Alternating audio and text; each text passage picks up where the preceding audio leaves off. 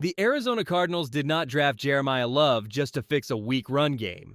They drafted him like a team ready to build the whole offense around one dangerous bet.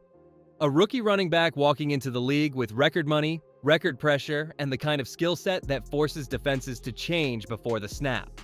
That is not normal. That is a statement. Mike LaFleur is not trying to patch the old offense. He's trying to rip out the slow parts and build something that hits faster, moves better, and makes Arizona feel alive again. But here is the twist. Love is only the loudest piece, not the only piece. Trey McBride gives the offense a strong middle field weapon. Marvin Harrison Jr. still has star-level talent outside. Michael Wilson can help stretch the field. Kendrick Bourne brings a steady veteran target. Tyler Allgeier and James Conner give the backfield size and force. Chase Besantis, Isaac Sumalo, and Paris Johnson Jr. give the run game a real front to lean on.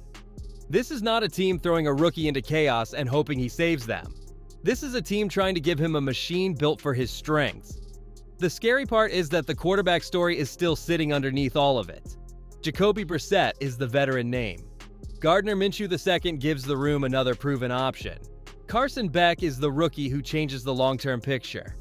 And with Nathaniel Hackett helping Mike LaFleur shape the offense, Arizona is not just looking for a starter. They are looking for the right driver for a system built around motion, timing, and a run game that could make every defense in the NFC West uncomfortable. But it all starts with Jeremiah Love, because he is not being used like a normal running back. Jeremiah Love is not stepping into Arizona as a simple handoff player. That would waste the whole reason the Cardinals spent the third overall pick on him. A normal running back lives between the tackles, takes contact, and waits for the next call. Love gives Mike LaFleur something wider than that. He can press the edge, slip into space, catch the ball clean, and force defenders to decide who is wrong before the play even settles. That is the value hiding under all the money talk. The contract makes noise, but the usage is what matters. LaFleur can place Love in the backfield beside Jacoby Brissett, move him across the formation, or make him a target for Carson Beck if the rookie quarterback gets early work later. Linebackers do not want that matchup in space. Safeties do not want to tackle him downhill for 4 quarters. Corners do not want him motioning outside and forcing the defense to reveal its call. The best part for Arizona is that Love does not have to carry the whole thing alone. Tyler Allgeier brings power. James Conner brings experience. That 3-back room lets the offense stay fresh without losing its edge. One drive can feel heavy. The next can feel fast. The next can pull defenders out of position before they even understand the stress point. That is how a bad rushing attack becomes a real problem. Not through one player, but through one player changing every choice around him. So the question is no longer whether Love was worth the pick. That debate already feels too small. The real question is how far LaFleur is willing to push the design. If he uses Love like a normal rookie, the offense wastes its biggest advantage. If he uses him like a moving weapon, Trey McBride, Marvin Harrison Jr., Michael Wilson, and Kendrick Bourne all get cleaner space to work. That is why the next piece matters, because this system only reaches that level if LaFleur and Nathaniel Hackett truly change the rhythm of the entire offense. The loudest move was Jeremiah Love, but the deepest change might be the headset. Mike LaFleur brings a different way of thinking to Arizona. He does not want an offense that sits still and asks the quarterback to survive late in the down. He wants motion, timing, run looks, play action, and easy conflict. That sounds simple until a defense has to handle it with Love shifting, Trey McBride bending the middle, and Marvin Harrison Jr. waiting outside. This is where Nathaniel Hackett becomes important. Fans can remember the rough stops. That is fair. But inside a new staff, his role is not to be the whole show. His value is experience. He has been inside quarterback rooms, he has handled hard weeks, he has helped build weekly plans before. For a first-year head coach like LaFleur, that matters. The play caller needs a voice beside him who has already felt the league punch back. The best version of this setup is not complicated. LaFleur sets the identity. Hackett helps keep the details clean. The backs move. The tight end shifts. The receivers change the picture before the snap. The quarterback gets a cleaner answer. That is how an offense gets faster without asking every player to run faster. It creates hesitation. It makes a linebacker step wrong. It makes a safety show his hand. One small mistake becomes room for Love, McBride, or Harrison to punish it.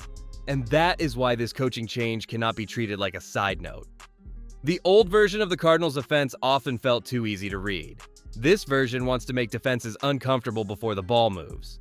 Still, the plan needs a quarterback who can keep it calm. That is where the tension returns. Jacoby Brissett gives the room a veteran floor. Gardner Minshew II gives another steady option. Carson Beck gives the long-term bet.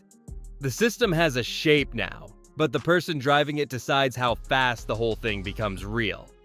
The Cardinals' quarterback room is not clean, and that is exactly why it is interesting. Jacoby Brissett gives Arizona a veteran who can manage a huddle, protect the ball, and keep the offense from drifting while the new staff installs everything. Gardner Minshew II gives the room another experienced voice, another player who has started real games and knows how fast a season can turn. Then there is Carson Beck, the rookie who makes the whole thing feel bigger than a one-year bridge plan. Beck is not being handed the job, and he should not be. That would be reckless. He needs time with the playbook, time with Mike LaFleur, time with Nathaniel Hackett, and time seeing how NFL defenses disguise pressure. But third-round quarterbacks do not get drafted for decoration. They get drafted because somebody in the building believes there is more there than the league saw on draft weekend. Beck has the size, the college experience, and the calm throwing style that makes coaches curious. The pressure comes from the roster around him. Jeremiah Love is ready now. Trey McBride is ready now. Marvin Harrison Jr. needs the ball now. Tyler Allgeier, James Conner, and the offensive line additions point toward a team trying to stop living at the bottom of the standings. That means the quarterback cannot simply be a passenger. If Brissett holds the job, he has to keep the offense on schedule. If Minshew gets the chance, he has to avoid chaos.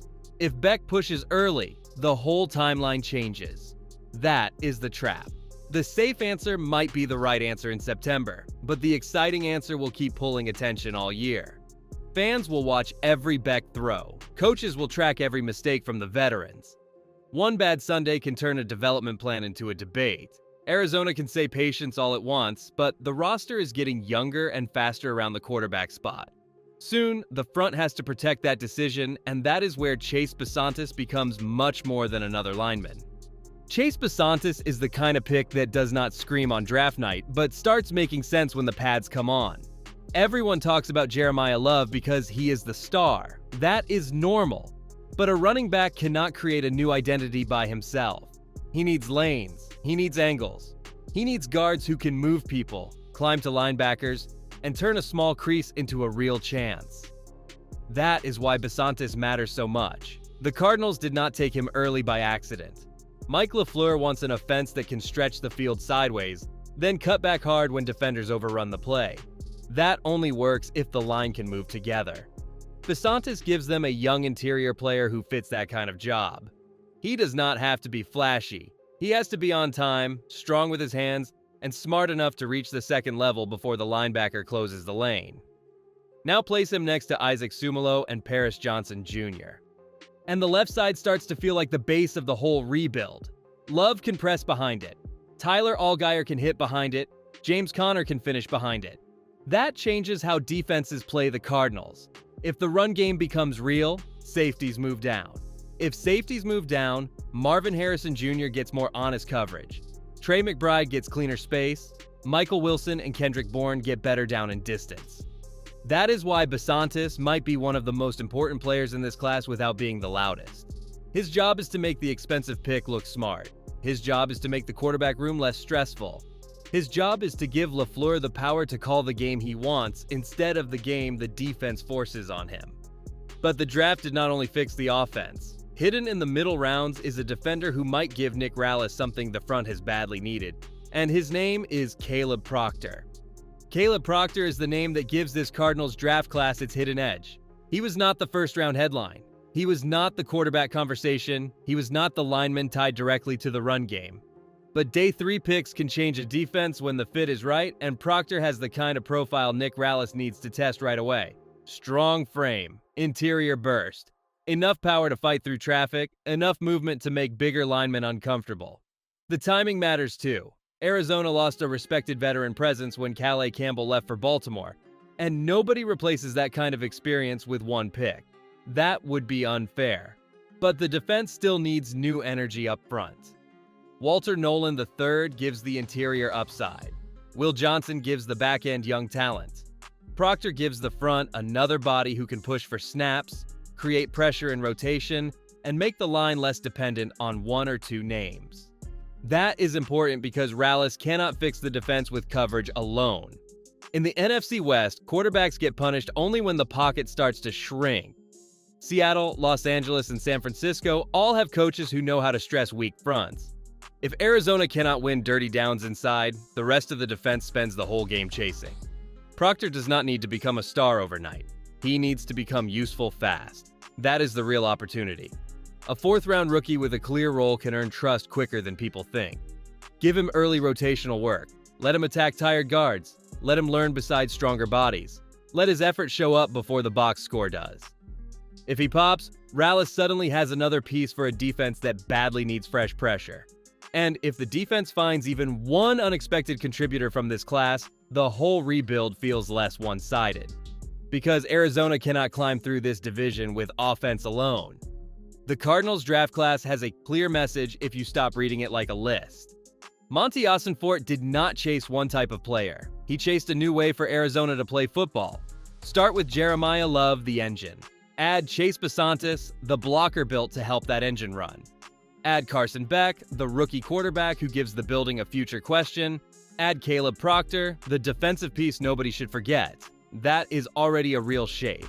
Then the later names start to matter in a different way. Reggie Virgil gives the receiver room more size and a chance to fight for contested catches. He does not need to jump ahead of Marvin Harrison Jr., Michael Wilson, or Kendrick Bourne to have value. He needs to make practice harder, win special teams trust, and give the staff another big target if injuries hit. Depth is not glamorous, but bad depth is how seasons fall apart. Carson Scherer fits the same idea on special teams and linebacker depth. Teams rebuilding their identity need players who will run, cover, tackle, and accept the dirty work before anyone gives them a bigger role. Jaden Williams gives the offensive line a developmental tackle, which matters because strong teams do not wait until the starter gets hurt to start thinking about the future. They build the backup plan before the emergency arrives. That is why this class feels more serious than the win total suggests. The first picks help the offense right now. The middle pick gives the defense a chance to add juice. The late picks give the roster ways to survive Sundays when bodies get tired. Mike LaFleur needs players who fit motion, timing, and run game stress. Nick Rallis needs bodies who can compete up front and help the unit stop bleeding points. Michael Gabriel needs special teams pieces who can flip field position. This class touches every one of those needs. The NFC West is not a division where a rebuild gets sympathy. Seattle is still dangerous. Los Angeles still has Sean McVay. San Francisco still has Kyle Shanahan, Brock Purdy, and Christian McCaffrey when healthy. Every week in this division forces you to prove your plan under pressure. That is why the Cardinals cannot sell hope alone. They need something opponents can feel by the second quarter. That starts with the run game. If Jeremiah Love becomes the weapon Arizona believes he can be, the offense changes the way defenses prepare. If Chase Basantis helps the line move bodies, Mike LaFleur can stay patient instead of chasing the game. If Trey McBride stays elite in the middle and Marvin Harrison Jr. returns to full form, the passing game has real answers. Suddenly, the Cardinals are not just trying to survive. They are making defenses choose where to lose balance. The quarterback room decides the ceiling. Jacoby Brissett gives the team a calm veteran path. Gardner Minshew II gives insurance if the picture changes. Carson Beck gives the fans a future to watch closely. The defense decides whether that ceiling matters. Nick Rallis needs Walter Nolan III, Will Johnson, and Caleb Proctor to help raise the physical level fast. If the defense keeps giving away easy points, the offense has to play desperate football. If the defense tightens up, every game gets heavier. So nobody has to call Arizona a finished team. That would be too much. But pretending this roster is still empty is lazy. Austin Fort added a star running back, a real guard, a quarterback bet, a hidden defensive lineman, and depth pieces with jobs to chase. LaFleur and Hackett give the offense a new voice. Rallis gets another chance with younger talent around him.